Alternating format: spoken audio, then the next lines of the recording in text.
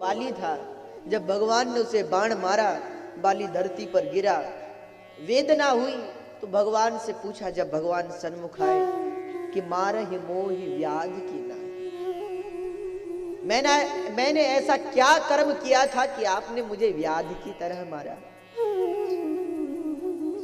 अरे प्रभु, मारना ही था तो सामने आ जाते हो, मुझसे कह देते कि बाली अपने प्राण दे दे, तो मैं प्राण निकाल कर दे, अपना सिर काट कर दे, आपके चरणों में चढ़ा दे। ये पीठ के पीछे से बाण चलाने की जरूरत क्या थी?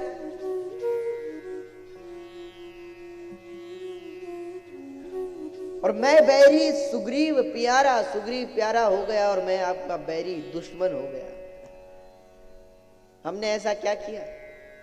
अच्छा, अगर भगवान कहे कि तुम पापी हो तो बाली कहे सुग्रीव कौन सा धर्मात्मा है? भाई गुफा में प्रवेश कर गया और ये उसने दरवाजा लगा दिया कि लगता है मर गया, मुझे बचाने आ जाता। ये भी धर्मात्मा नहीं। इसलिए राम जी ने सोचा क्या कहूं इससे। बाली बहुत तर्कवान है, बड़े बड़े तर्क किए हैं उसने राम जी ने कहा तुम में अहंकार था इसलिए हमने तुम्हें मारा, अहंकारी। अच्छा, बाली ने कहा प्रभु मैंने सुना है, अहंकार छोड़ो, आपने मुझे इसलिए मारा और सुग्रीव से मित्रता इसलिए की क्योंकि सुग्रीव आपको आपकी पत्नी दिलाने वाला है जो रावण ले गया।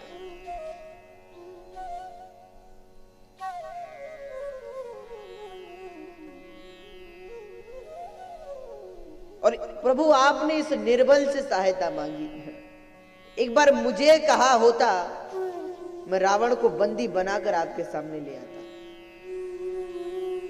आपने इससे मित्रता की और फिर अहंकार कह रहे हैं कि तुझ में अहंकार था इसलिए मार। क्या अहंकार था मुझ में?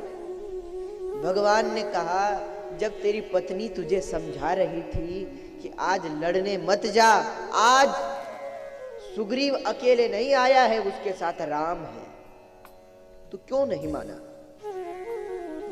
अच्छा, बाली बहुत तर्कवान है। जैसे ही बाली ने सुना तो प्रभु से कहा भगवान ठीक है, मैंने अपनी पत्नी की बात नहीं सुनी, तो आप क्या दरवाजे पर कान लगाकर सुन रहे थे कि अंदर क्या हो रहा है?